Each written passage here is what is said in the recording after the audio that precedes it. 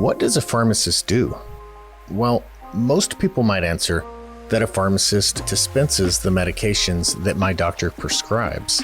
Now, I work with a ton of great pharmacists, and one thing that I don't generally see is excitement about pills in a vial.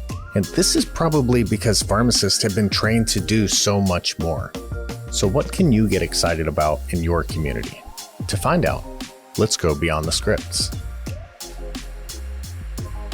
Welcome back to Beyond the Scripts. I'm your host, Will Tuft, the Director of Education at PioneerRx. And today we have a special guest joining us from one of my favorite places up in Utah and one of my favorite stories, the multi-generational compounding pharmacist. It doesn't get much cooler than that. I really love that whole dichotomy of the family pharmacy, with that local feel, but again, those multi-generations under one roof is always such just a really cool thing to imagine. So welcome, Ben Jolley. Thanks for joining us today. How are you up there? I'm doing all right. Life's treating me well. I can't complain, frankly. Awesome. So tell me where you're talking to us from today.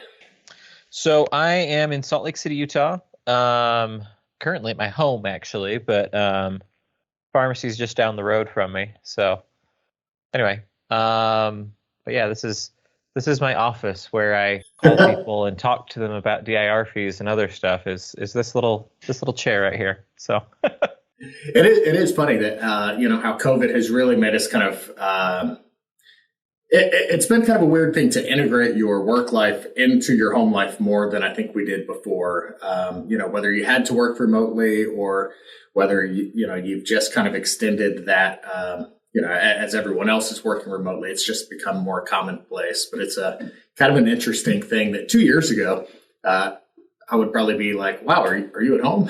But it's so commonplace now. It's normal. Yeah, this is my house. So, yeah. So if you're home, what's going on back at the pharmacy? My dad's on today. I wasn't going to work today anyways, because today's my day off. So my dad's there.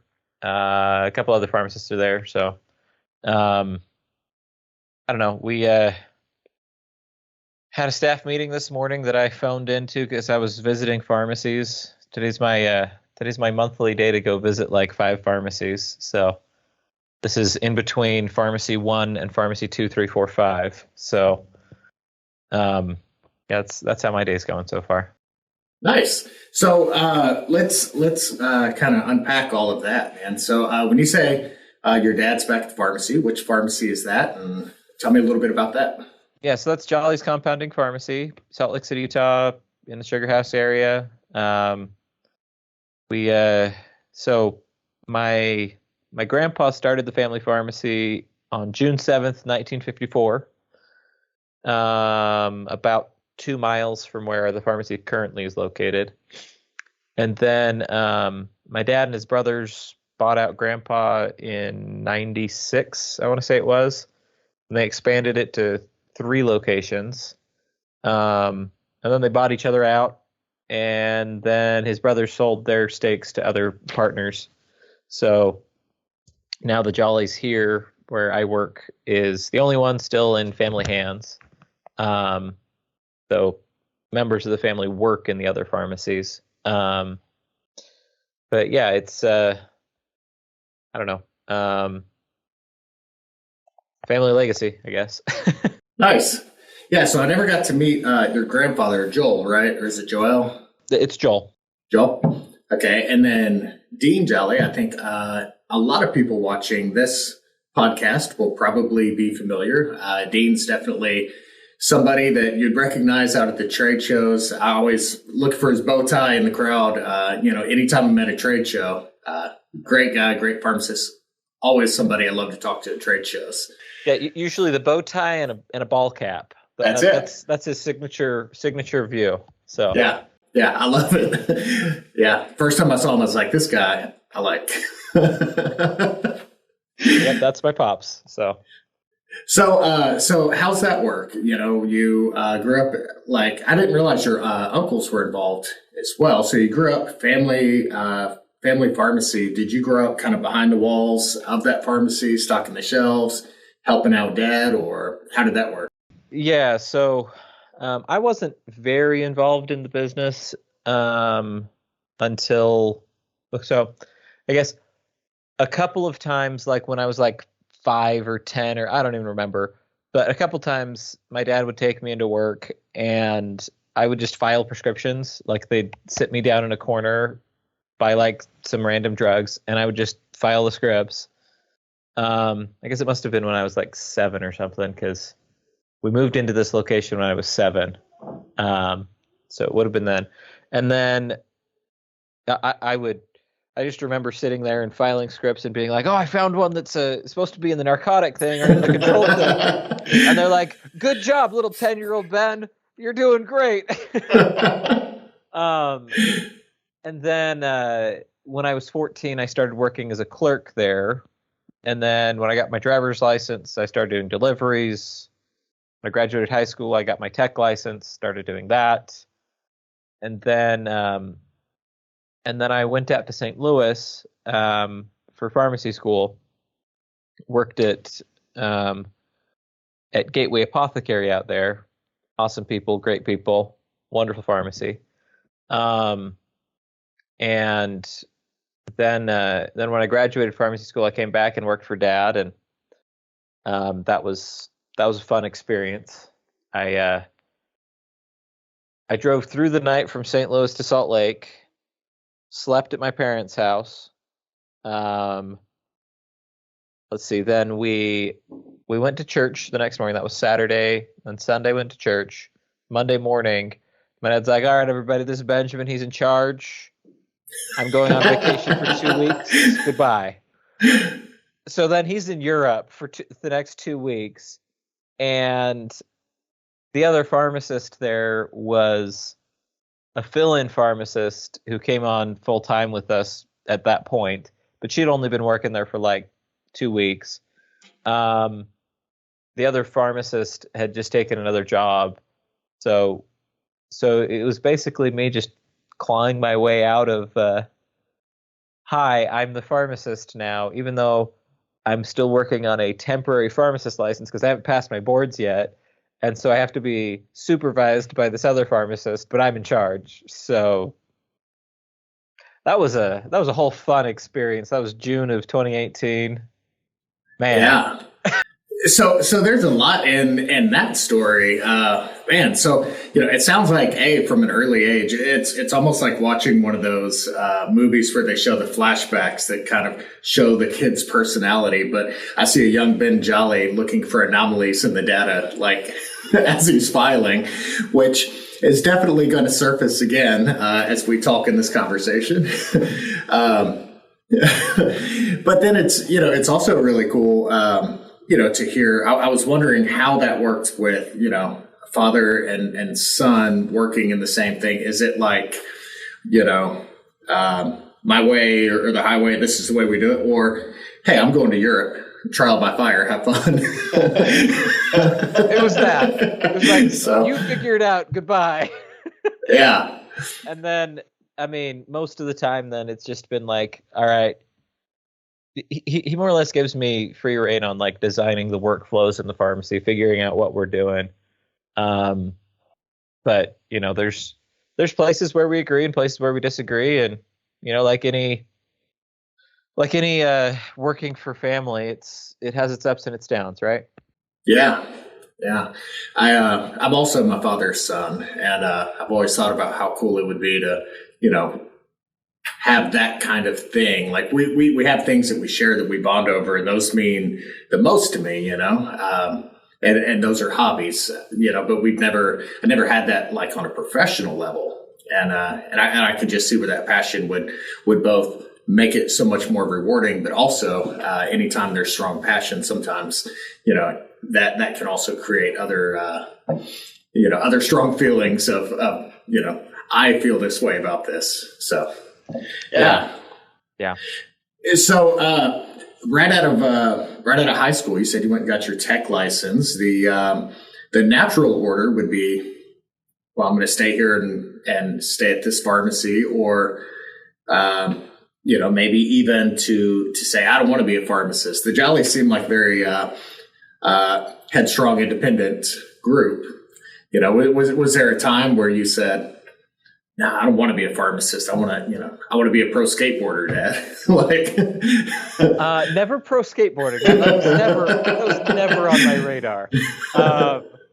But I did think about other career paths. So I served a mission for my church in Italy about that time. So I went out to Italy when I was 20, right before my 20th birthday, and stayed there for 2 years and told people about Jesus, and that was a good experience. But anyway, I bring that up because that was when I made the decision that yes, I would be a pharmacist rather than going and being, I don't know.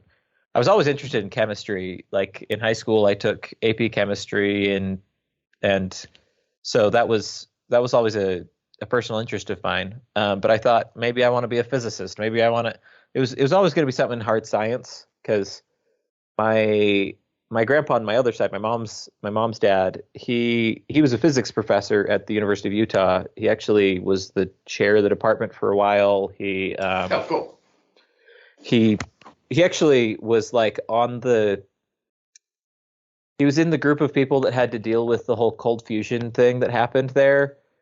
He wasn't part of the people that discovered cold fusion, but he was part of the folks that like had to discipline them afterwards. So yeah.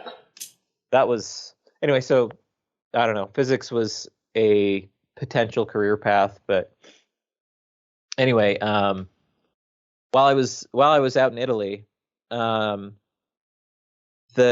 leader of the mission, called the mission president, a guy named David Wolfgram, he would interview us every couple of weeks, every like month and a half, and the last interview before I went home, he said, now look, you got to get a job, and it's got to be a job that's going to pay you decently well so that you don't have to work like 5 jobs. You got to get a job that's something you enjoy so that you don't wake up in the morning, look over at your wife and kids and be like, man, I hate this. I got to go to work because they're depending on me. You got to be something you'll enjoy so that you're not like resenting your wife and kids. And it's got to be something where you've got a reasonable amount of free time so that you can give back to the community, to the church, and so forth. And so anyway, so I pondered on that for the last few weeks before I came home to the US. And anyway, I thought to myself, well, I've worked in the pharmacy for like 6 years now. It's all right. I enjoy it, I guess. It's all right. It's not like something where I'm like, man, I hate working there. I don't want to go to work. Like it's a reasonably enjoyable career. So like, okay, that's box number one. If I go to pharmacy school, the pay it's pretty good. I mean, like $60 an hour was the going rate at the time, and I was like, that's pretty good. I can probably support a family on that. Let's check that box. And like my dad has always been able to help other people, even though he's working quite a lot. So yeah, I guess let's check that box too. That checks all the boxes that my president said. So, and like also it's interesting from like the perspective of chemistry and all these things. And so yeah, let's do it. And so that was when I made the decision I wanted to be a pharmacist. I was sitting in Italy, just while I was going around knocking on people's doors and saying, "Hey, can I tell you about Jesus?"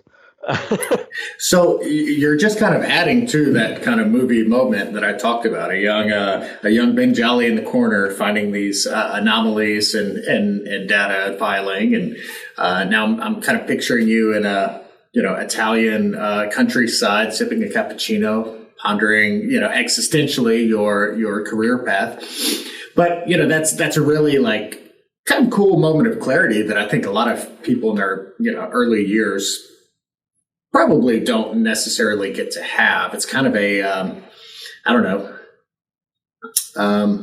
more of an analytical way of thinking about that career path than most young people, I think, kind of adapt to.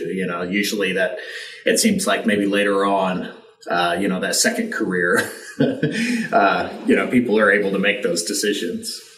So you came back and you said you went to, was it Gateway Pharmacy? Gateway Apothecary, yeah, out in St. Louis was where I interned while I was in pharmacy school. Yeah. Gotcha. So that was while you were in school. I was wondering what led you away from the family pharmacy, because you had options there for local school, right? Yeah, I did. So there's two pharmacy schools here in Salt Lake. There's Roseman and there's University of Utah. And so after I came back, I was working on my undergraduate, and I applied to the University of Utah one year, and they didn't accept my application that year. I guess that would have been for the 2017 graduating class. And because they wanted to have folks that had a bachelor's degree, and I hadn't finished my bachelor's yet. So my wife and I had gotten married just like in 2013. She's from St. Louis, and so we decided that if I got in that year, we would go to the U, and if not, we would just apply again and see what the dice held. And so I applied to St. Louis, and I applied to the U, and I applied to Roseman. They all accepted me that next year after I had a bachelor's. And anyway, we decided that since her family was in St. Louis and we were probably going to come back and work for Dad for like the next 40 years, it would probably be good to have some time with her family out in St. Louis. And so we decided to take the leap, and we moved out to St. Louis for the next 4 years. And that was a fantastic decision. I also had this there's a moment where I was sitting in the interviews at the University of Utah College of Pharmacy, and they just had like these interviews with fourth year students who were about to graduate, and they're like, well, what do you want to do? Why did you go to the U rather than somewhere else? Because they were basically just had all of the potential applicants saying, like, listening to people of why they actually went. And this girl stands up and she's like, I want to go open an independent like Jolleys pharmacy.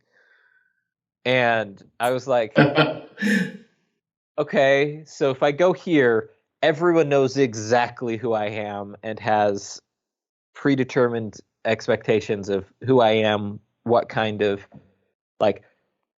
they're either going to expect me to succeed brilliantly, or they're going to like actively sabotage me. I think I also want to just get away from the family name for a little bit and go make my own name for myself out in St. Louis. And I'm just picturing another scene from the movie where you're standing in front of the mirror on the first day of school, like, should I wear a bow tie or no? Right? that never crossed my mind. I think I haven't worn a bow tie since I was 12. And that was one of those like little zip ties, you know. But I don't think I've worn one since then. It's just never been part of my my persona, I guess. Yeah. So you make it back home. You're there at the pharmacy. Now, at the pharmacy, prior to your arrival, what was there a focus on compounding? Has there always been that chemistry and compounding focus there? Oh yeah. So our pharmacy was like one of the very, very, very, very, very first PCCA members. So the old location that's like 2 miles away from where we are today, I think was like member number 20 or something like that with PCCA. And so my PCCA started in 1981. My dad graduated pharmacy school in 1980. So his brother Marty went out to this PCCA convention, and this PCCA like convention. I say it's like 20 people in a room. And they joined PCCA and started doing progesterone vaginal inserts for folks with premenopausal syndrome, like right out of the gate, 1981. And they started doing just a large volume of compounding, and that one choice steered the direction of the pharmacy for the next 40 years. And Oh, wow. Here we are today. And so, yeah, we've been compounding basically since my dad graduated 40 years ago. Nice. So you guys kind of found that initial niche. What does your compounding spectrum kind of look like now? Like, are there still very specific niches that you operate in, or? I mean, yeah. So we do all sorts of compounding. We've got women's health, hormone replacement, like we started with, and that's still a very strong segment of the business. We've done a lot of veterinary stuff. We've done lots of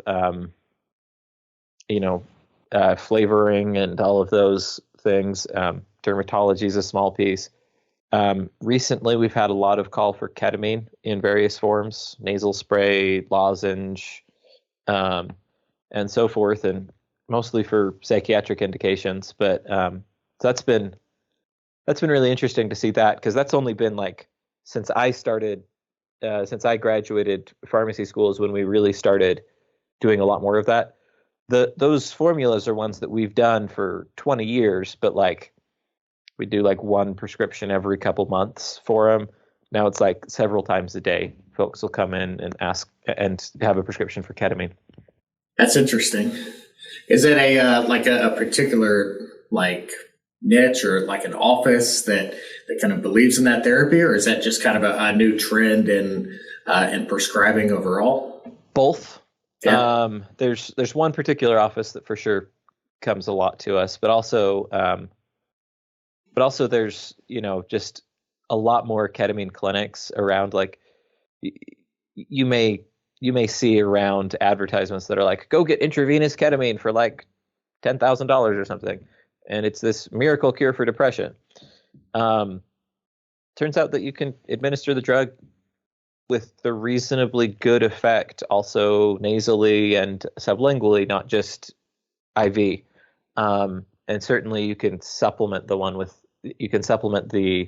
intravenous with these others. And so these growths of these ketamine clinics has meant that we've also picked up a lot of like maintenance patients as well, which it's been good. Sure. So tell me a little bit more about your pharmacy. You guys have been there for a while, kind of a community hub, I would imagine. At that point, you've got some pretty deep roots.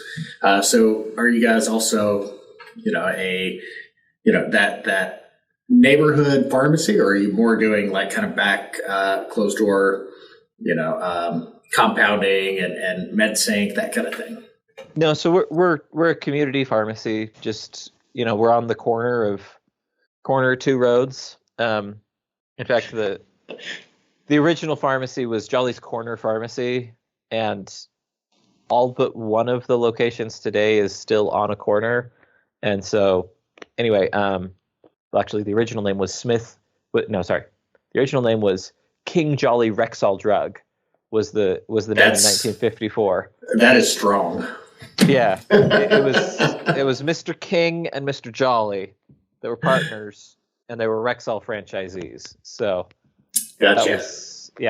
No, so the location where we're at has been a pharmacy actually since the 20s, the last 20s.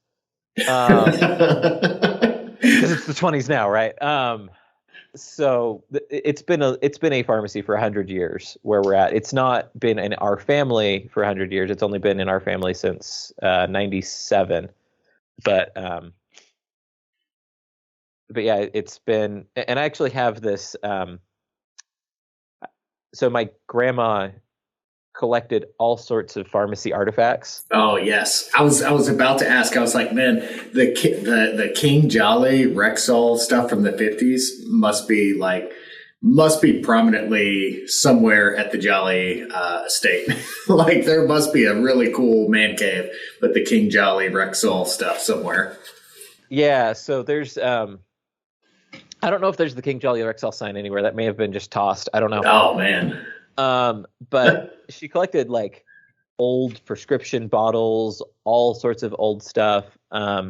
Anyway, I found in the basement where we keep all of her old stuff. I found this directory of pharmacies in the Salt Lake area from 1956, I think. And it lists King, Jolley, Rexall Drug, and it lists the pharmacy where we're at now, which was at the time called King and Page Rexall Drug. It still has the same phone number, but the phone number was listed as HU44393, because at the time you did phone numbers by like the, I guess, block that they were in. So there would be you divide up a city into basically divisions for like this area is served by this server, I guess you'd say today, right? This server serves like these 20 city blocks or something. And so the prefix to the number would be 2 letters corresponding to the name of that that server is what we'd call it today. I can't remember what the substation.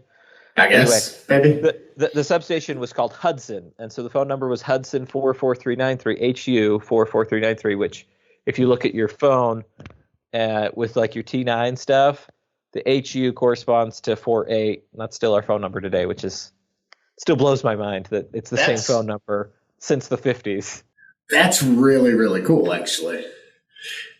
So a lot has stayed the same, obviously. There must always be a Jolley at the what was the Game of Thrones reference there?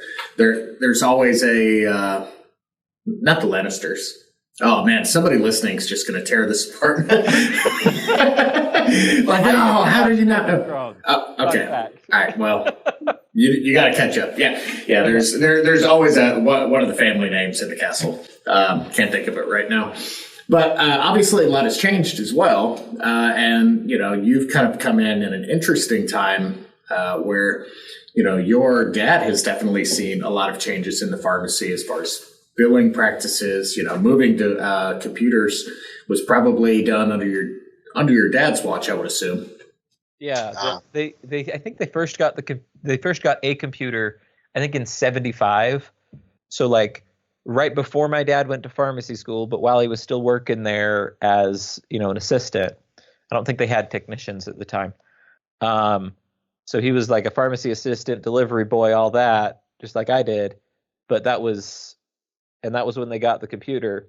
And he described to me that like every week or something, they'd have to do a backup of the system. And the backup of the system is you'd take a tape roll, those ones that you see in the old movies, and you'd stick that on there. You'd back everything up, take that home with you.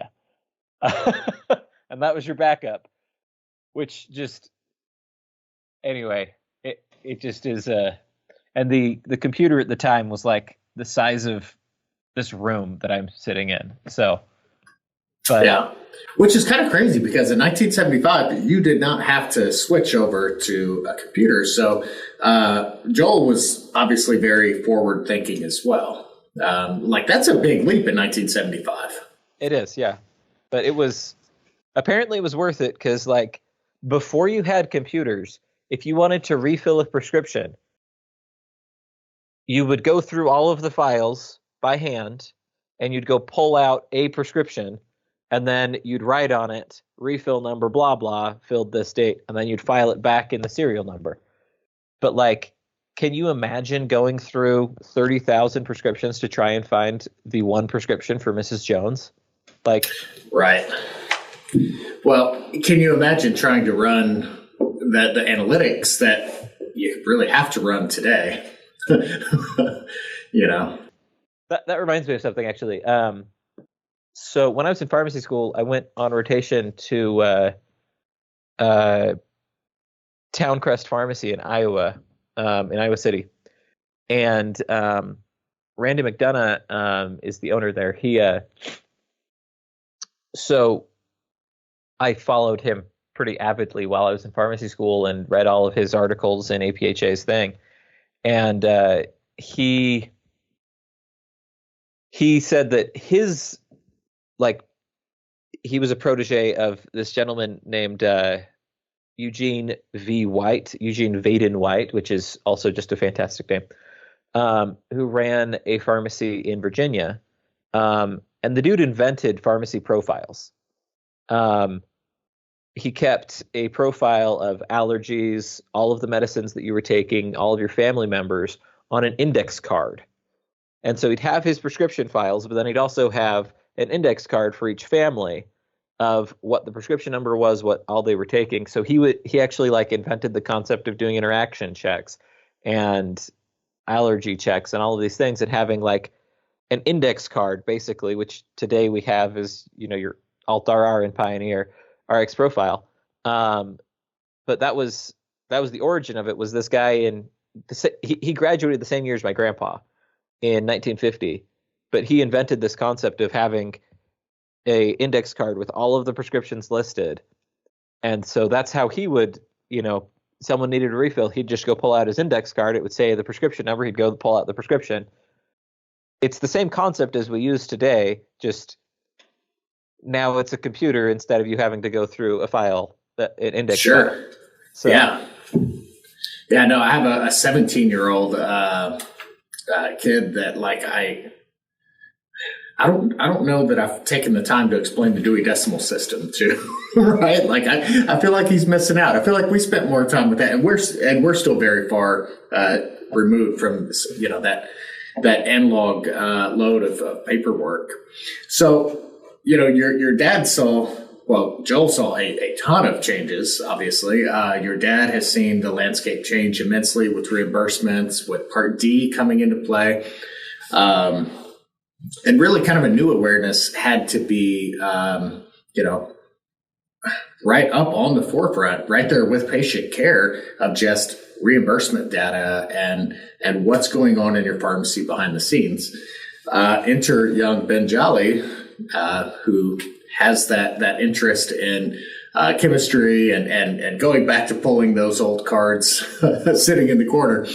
But now I feel like anyone watching this, many of your peers kind of associate Ben Jolley with, being more of that analytical mindset, who's really kind of delved into the data behind the pharmacy. So tell me a little bit about what kind of drew you into, really what's kind of, kind of your namesake now. Your name came up in Montana the other day at an event when somebody asked about DIR fees.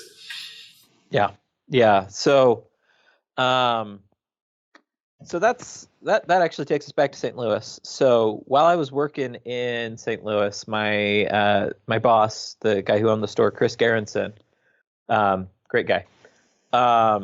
Anyway, he hired me, and I was just filling scripts, just doing fulfillment, and then I started to notice that I had, a brain for numbers and stuff like that, and basically would hand me weird problems to solve. And so like one of the things I did was optimize their ordering system so that we do like one big order. It was a specialty pharmacy that did like basically a fifth of all of the HIV patients in the whole metro area there.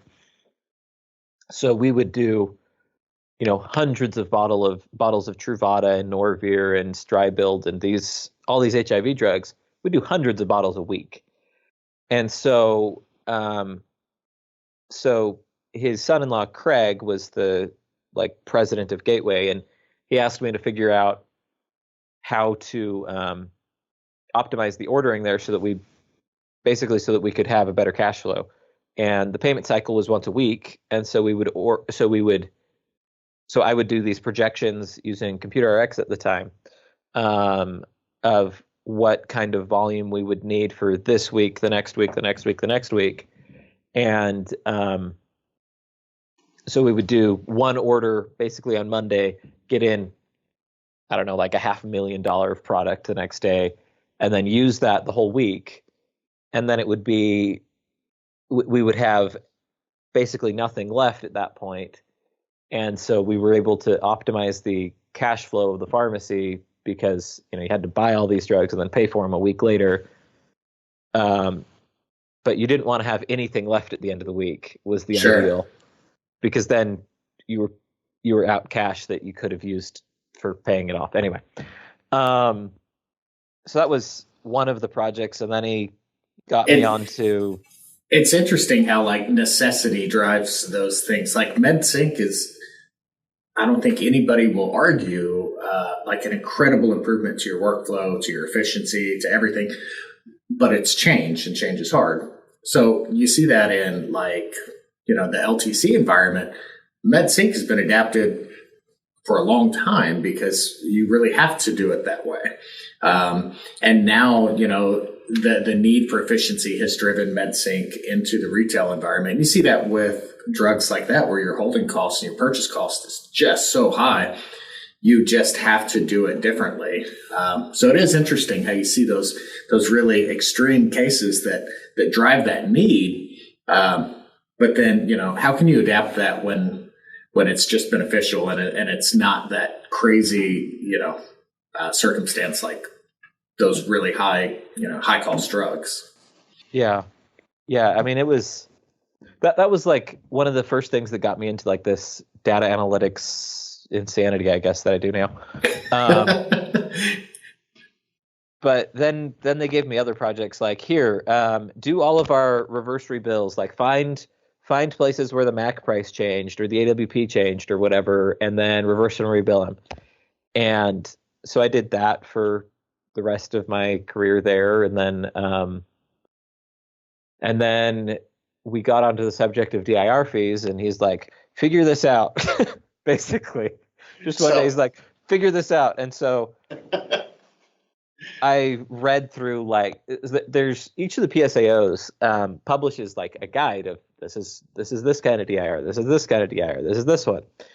But like the complexity of it is such that like these documents are like 90 pages long, and so unless you're a weird nerd, you never read it.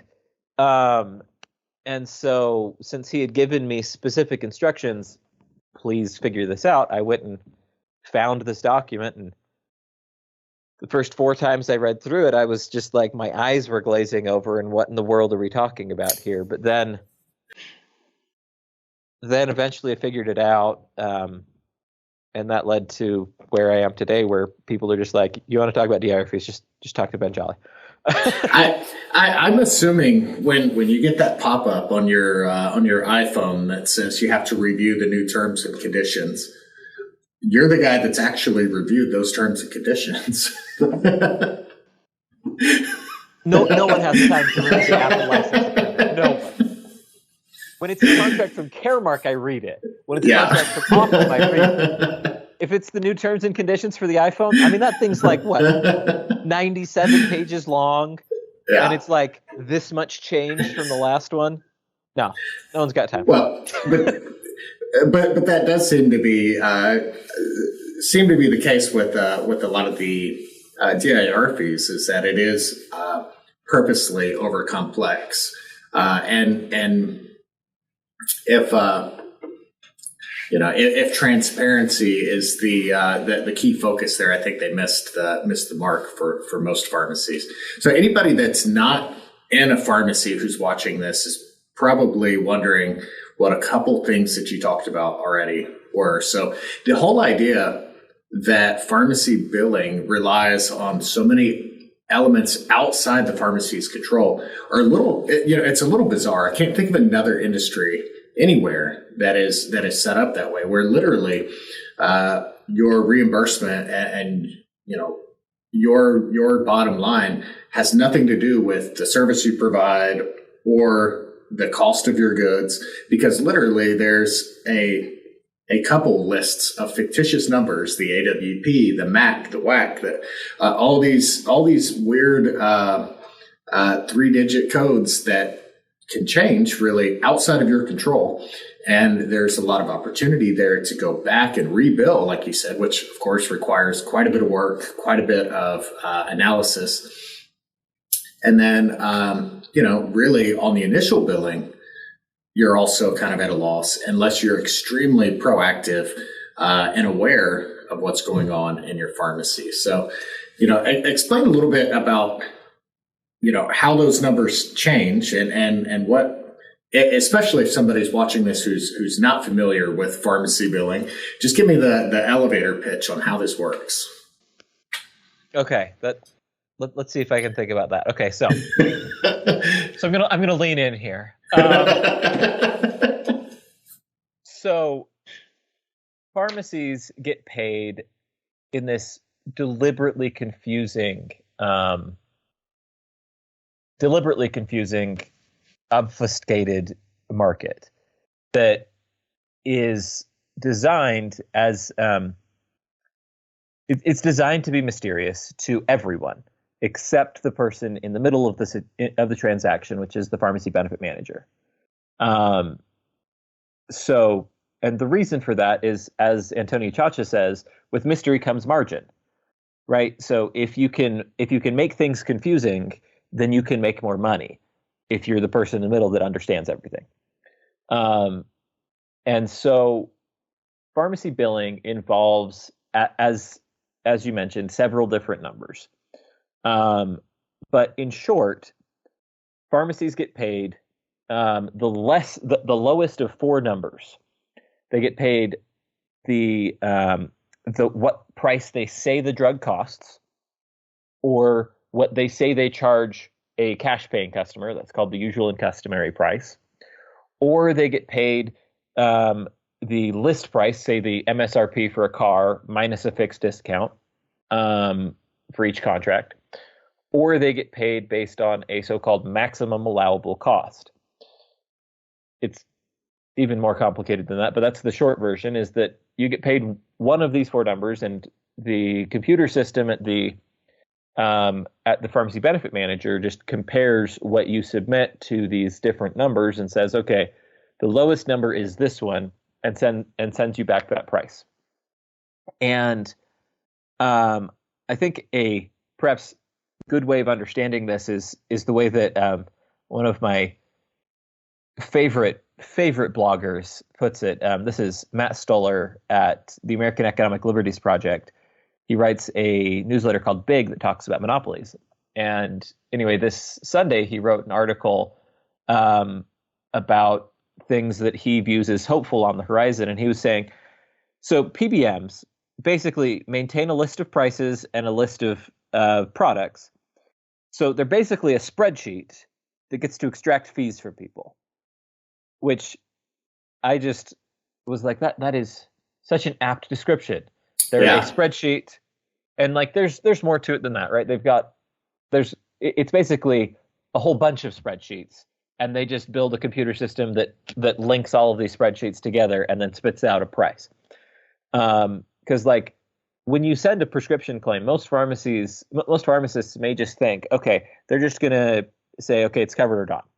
Especially in a chain environment, they're not even going to worry about the pricing part. But when a prescription claim is sent out, the PBM, and so it goes from the pharmacy to a switch like Powerline or Change Healthcare or Relay Health or RxLink, or anyway, it goes from the pharmacy to a switch, and then the switch says, okay, you put this bin number, this PCN, so we're going to route it to this PBM. And then it goes, and then that PBM says, okay, it's this member ID. Is that member covered? Yes, no. Okay, they're covered. The drug is this. Okay, that drug is on this formulary tier, so we're going to apply a 25% of the price as their copay. And then it says, okay, this pharmacy is under this contract, so we're going to do this price. And then they say, okay, and this is a 30-day supply versus a 90-day supply, so we're going to apply this pricing. And also this has a prior authorization, so we're going to block the claim right now. And anyway, so it references like 7 different data points to determine, and maybe more. I've never actually worked in a PBM, but like these are the elements that you're gathering from, and just anyway. But basically, they're just a series of spreadsheets that determines pricing and then extracts a fee for doing so, which is a super apt description. And I loved it. Yeah, I saw that article. You shared it on LinkedIn, maybe? I did, yeah. Yeah. So, as a pharmacy owner, as a pharmacist, you're doing the best you can. You're buying drugs as responsibly as possible, keeping your inventory lean. You're doing all the right things. You're providing excellent patient care, and yet the reimbursements are somewhat out of your control. So you get to decide on your level of care and your investments in your business, but not on any of your own pricing, which is just bizarre. But not only that, then you have to vigilantly defend your profits that you have gotten. Yeah. So over the past few years, we've seen at least awareness arise about DIR fees and PBMs, because even just a couple of years ago, I think most people were unfamiliar, and now those are part of the healthcare conversations at least. So when did you see those numbers start to creep in and really have an effect on day-to-day business, where you guys said, hey, there's a new challenge here we need to make sure that we're being proactive on? Yeah, so DIR fees are actually kind of fascinating from that perspective, like the timeline here, because when I went to pharmacy school, they existed, but like no one was paying attention to them, because they were a tiny proportion of the business at that time. If you read the most recent proposed rule from the Centers for Medicare and Medicaid Services, they list a chart of like how much DIR was collected from pharmacies by year. And like they started in 2010 and the fees were like in total for the entire country, like $10 million or something. And that was like 0.001% of total drug costs. And today, drug costs to Medicare. And today it's like, you look and it's grown by, CMS put this number in their thing, 107,000% increase until 2020. That doesn't include 2021, and certainly not 22. From 2010 till 2020, the fees grew by 1,070 times is the way that I like to put that, because 107,000% just doesn't mean anything to anybody, right? Right. But they've increased by a factor of 1,000, to the point where now they constitute 4.5% of the total spend on drugs in Medicare, and that's just pharmacy DIR. DIR is a broader thing than just pharmacy. It's also, if a PBM extracts money from a manufacturer for formulary placement, they have to report that as DIR to Medicare as well. And that's actually a larger category than pharmacy DIR, which implies that at least 10%, but probably more like 15 or 20% of our total spending in Medicare is fake money. It's not actually spending, it's rebates coming back to the plan from the pharmacy or from the pharma or whoever else. And that, frankly, from a like, I care about other people perspective, DIR fees are not just harmful to pharmacies. And I think that pharmacies and pharmacy advocates have done themselves a disservice in the past by saying, look, this is all about me and I'm losing money. I'm losing money. No one cares if you're losing money, frankly. Like, you do, but and your colleagues do, but like your senator and the seniors, they don't care. And so, but what they do care about is that DIR fees make Mrs. Jones, the senior, overpay for her medicines by 20%. If she's on a fixed income, she's spending $3,000 a year, and you're telling me she could be paying $2,500 for her prescriptions if we got rid of these stupid fees. Yeah, I'm telling you that. Yeah, well, what's happening Yeah, like when you look for sympathy as a successful business owner, it may be hard to find when you point out that there's just money leaking from the equation somewhere. Then it's it sounds like it's gotten to be that excessive issue like we talked about with MedSync for long-term care. You have to do it because it's that big of an issue, or managing a huge inventory of really, really expensive drugs. That's that extreme situation.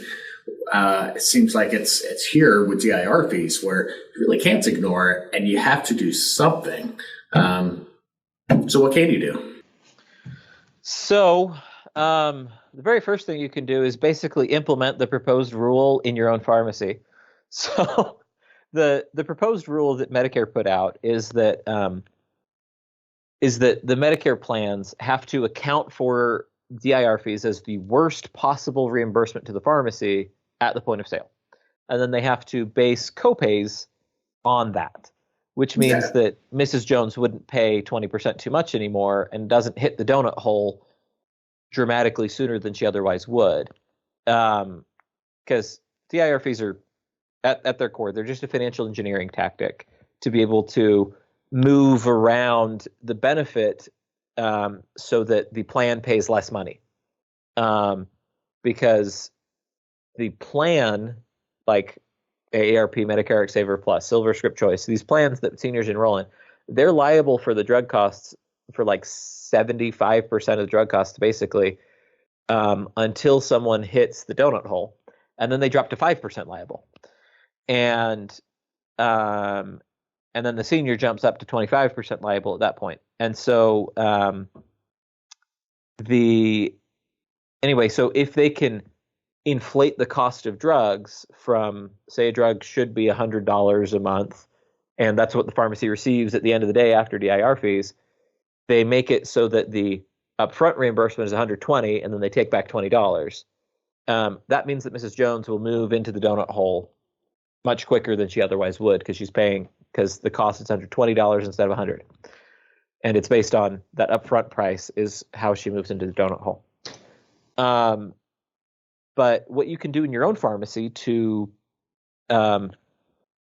mitigate the effect of DIR fees on your own bottom line is just basically program into your Pioneer system, or if for some reason someone who's not on Pioneer is listening to this, into your RX30 or your PioneerRx or whatever system you're using, you can put in an estimate of what the fees are. And I would advocate for putting in the worst case possible reimbursement to you, because these fees statutorily or rule making wise have to be a range. They can't just say we're going to take this much money and that's the end of the story. There has to be some kind of performance metric on it. And these performance metrics are frankly just a smokescreen to justify taking the money so that you can inflate the dollars. It's not really about the performance measures. People say that, PCMA will say that, but it's not about the performance measures. One of the plans takes between 39% and 41% of what they pay the pharmacy as a fee. And the differential between that's the performance part. But even if your pharmacy is perfect on every single metric, they're still going to take 39%.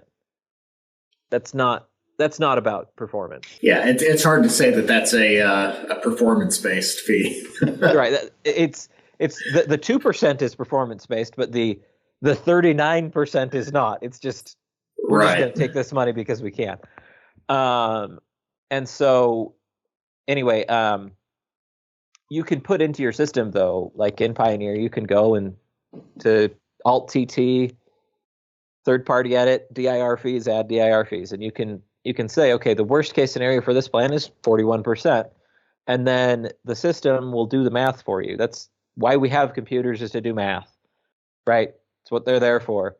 There's no reason that someone should be doing in their head, okay, well, I think I pay about, 10% DIR fees across the board, so I'm just going to knock 10% off the price that I'm getting paid on everything. No, just tell the computer this is how these DIR fees work, and let it do the math for you. Just like with your rebates, tell the system this is how much rebate I should get, let it do the math for you, and then you And then the reason I say implement this in your pharmacy is because once you see the numbers up front, it grants clarity that, like, most pharmacy owners that have not done this, they just treat DIR fees as like this magical thing that just comes out of the ether and they take money from you. But if you see at the point of sale, okay, this prescription is going to have a $257 DIR fee, and I'm only making $100 on this prescription, then you can adjust your behavior according to the way that you're getting paid. Whereas if you just have $100,000 just come out of your bank account randomly, you have no idea how to change what you're doing in your pharmacy to adjust to what the DIR fees are doing to you. And like, you can do all sorts of stuff about it. You can see if you can get a different drug covered that maybe has a lower DIR fee or a higher margin. You can see if maybe there's a different brand of the same medicine that would do the same thing. And so if you can do that, you can take control of your destiny. There's just, I don't know, just the ability to see what these fees are is worth putting in the effort to make these DIR fees evident at the point of sale, because if you can see them, you can do something about it. If you can't see them, it's just magic money that comes out of somewhere. Yeah. So it sounds like you've spent a lot of time going through the contracts and trying to understand those DIR fees. So I guess, that's the first step, is awareness, is pinpointing those, loading those in your system. Is that something that every pharmacy has access to find that information? They should be. I mean, whether you keep all of the faxes from Caremark and to Optum and Express Scripts that say, we're going to charge you this much for this one and this much for this one and this much for this one, or if you have a PSAO and you're able to access those documents, they publish guides every year. LeaderNet publishes a great guide. HealthMart publishes a great guide. Epic publishes a great guide. All of these PSAOs publish these guides that say, okay, if it's this bin, this PCN, this group, then it's going to be this much. It takes some time to read through those and figure out what it's saying. But I think that people should be aware of what it's saying. And frankly, if someone doesn't want to read through those and figure out what it is, just give me a call. Yeah. I know a lot of people have reached out. Pharmacists love to help other pharmacists. That's one thing that's just always great about community pharmacy, is that sense of community within pharmacy. So I know you've helped out a lot of pharmacies with that. So part of that challenge is that, even a pharmacy down the street from you theoretically is going to have different values in those equations, right? Yeah, no, absolutely. So it depends on which PSAO you're part of. It depends on if you negotiated weird contracts with PBMs. But inside of a given PSAO, it's going to be pretty much the same. And so, our pharmacy, for example, is standard cost share with a plan called Mutual of Omaha. And the Jolleys that is a mile away from me is preferred cost sharing with that same plan. And that standard versus preferred cost sharing means that our DIR fees for that same plan are different. And so if I bill a claim for Mrs. Jones at my pharmacy, she's going to have a different copay and I'm going to pay a different DIR than if she goes to the Jolleys that is 1 mile away. She's going to have a lower copay and they're going to pay more DIR. Yeah, there's differences between pharmacies. So what happens then? Awareness is first on the list, I guess.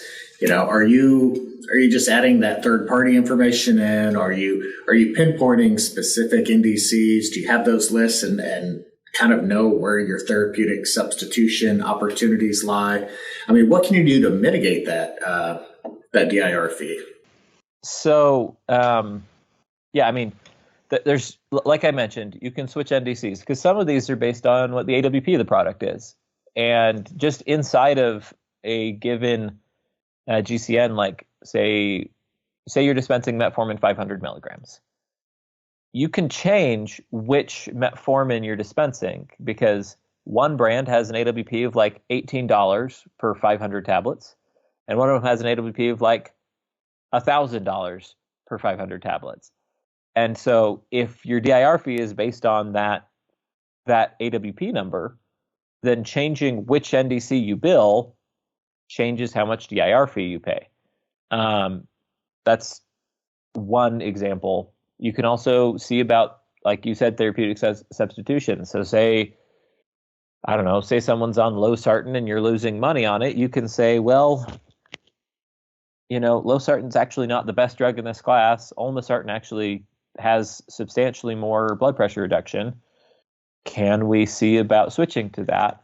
And it's possible that you would actually go from losing money after the DIR fee to making money, but maybe not. It depends. And so there's also being aware of which of your clients are low-income subsidy members is a big thing as well, because a DIR fee from one plan to another can be dramatically different. One of them can be 5% of what you pay, of what they pay you, and one of them can be 40% of what they pay you. Oh, wow.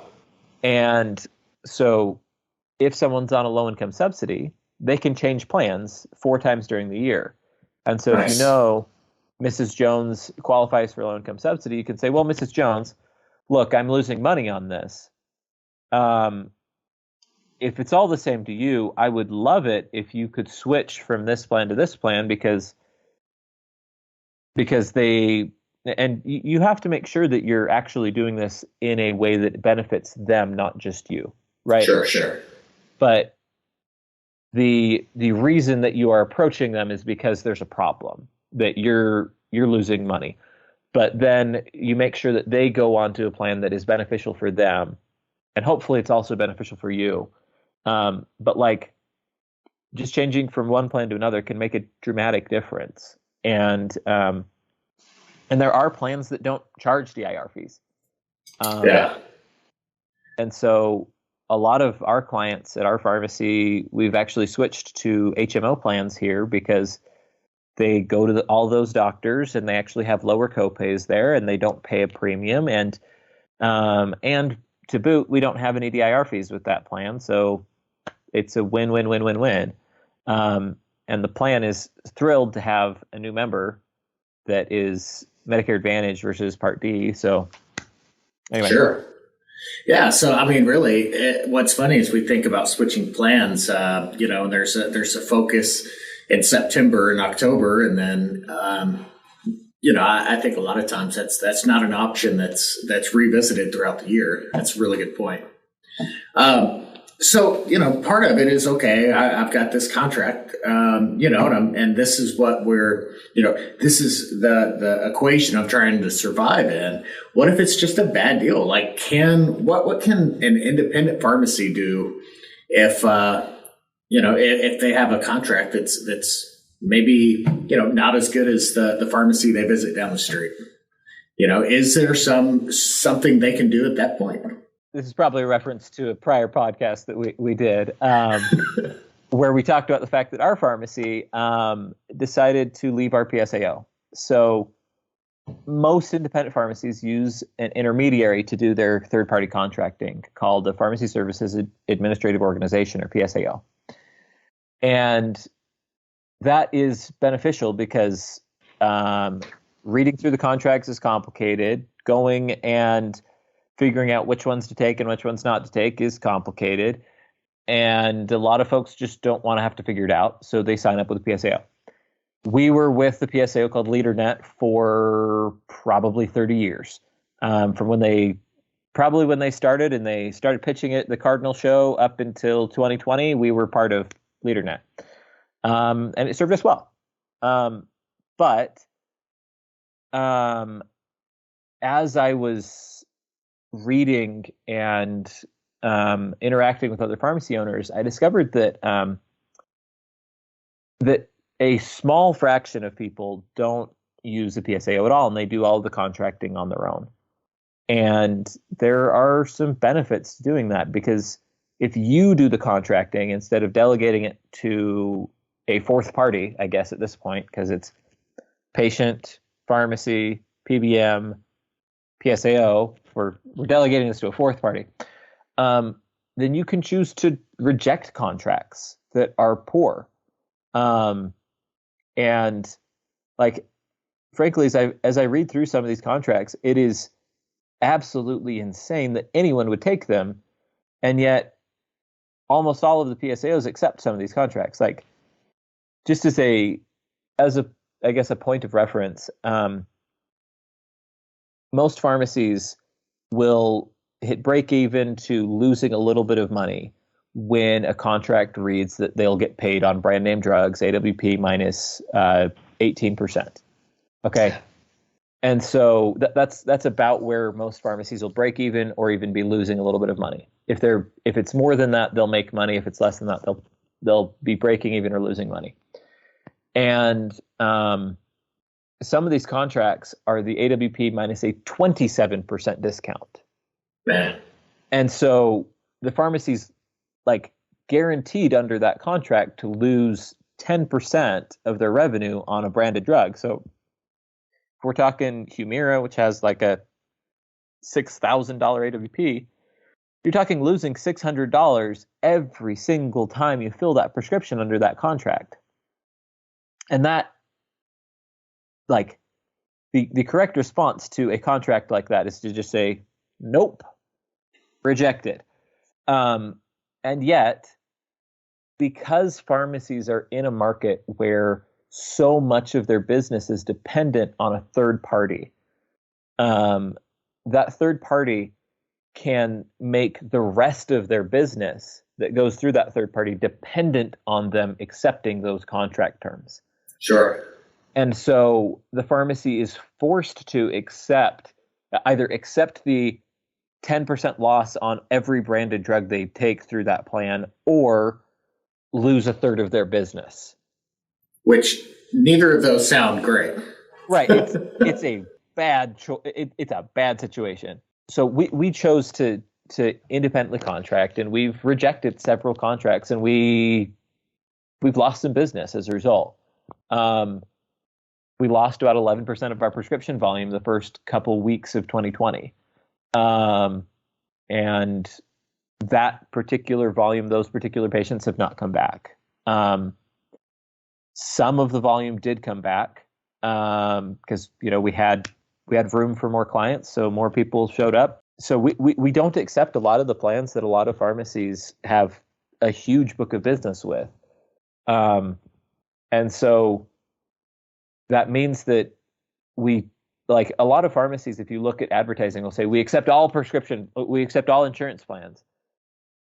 But from like a marketing standpoint, sure, that's great, because it means that people don't have to figure out whether you take them or not. But from a financial standpoint, like, if you accept every plan, you're losing money, I'm pretty sure. Yeah. Well, and if you lose 11% of your prescription volume, but that 11% is not profitable, that's not necessarily hurting your pharmacy. And in fact, really that's the kind of attention that I think draws change, when you disrupt that status quo of, this is the cost of doing business, and allow that to continue, eventually, though, I think those are the lines in the sand that start to make the waves break, We have to say no at some point. And our pharmacy chose to say no to those kinds of contracts, and it's benefited us. We are doing a little bit less volume, but our margins per prescription are higher than most other pharmacies because of those choices and related choices. And so we do turn a profit on each prescription that we dispense, but it's still a struggle to make sure that the pharmacy stays afloat, right, every day. So it's insane that you said we turn a profit on every prescription we dispense. And I was like, wow. But that's, really every business should be doing that, right? Should be doing that. Like it's a wild sign of the times that that's a powerful statement. So beware, mitigate. What else can they do? Should we be looking at, legislative tools? Are there groups we should be supporting to help raise that awareness and affect change? Yeah. So, NCPA, you should be a member of NCPA. If you own a pharmacy, you should absolutely be a member of NCPA. They've been suing the government to change the rule that makes DIR fees okay. And the government has a proposed rule out that would kill DIR fees, in my opinion. It'll probably make our reimbursements overall stay about the same net of DIR, but at least you'll know what it is, and you won't have to play all these games with figuring out how to program your system. And so they're currently in a comment period. And if no pharmacist comments on this, then all of the comments will come from OptumRx, Express Scripts, CVS Caremark, PCMA, and AHIP, who will all say, we need DIR fees, or else we will go bankrupt, and premiums for Medicare Part D will go through the roof. So go comment on the rule. The deadline to comment on the proposed rule, I think, is March 7th. So go comment on it and say, DIR fees bad, pharmacy's good. I don't know. Just write something saying, I support this rule. Because if we don't say anything, then they'll win. So, yeah, you can't complain that you're not heard if you don't speak. So, definitely, good call to action, man. So, also your day off. You mentioned early on, it's your day off, and you've got 4 more pharmacies to visit, right? It's my day off from the pharmacy, not my day off from my job. I have 7 jobs. One of them is helping people with DIR fees. One of them is visiting pharmacies for Flip the Pharmacy. That's where I'm going later on this afternoon. All right, man. Well, I'm going to let you get back on the road then. Definitely shout out to the Flip the Pharmacy crews, and definitely send our best to your dad and everyone there at the pharmacy. Will do. Thanks, Will. Have a good one. All right, thanks, man. Bye. Thank you for listening to this episode of Beyond the Scripts, presented by the Catalyst Pharmacy Podcast. If you enjoyed this episode, please support our channel by liking, subscribing, and clicking the notification bell so that you'll be notified anytime we post new content. To stay up to date with all of the latest independent pharmacy news and content, follow PioneerRx on your preferred social media platform.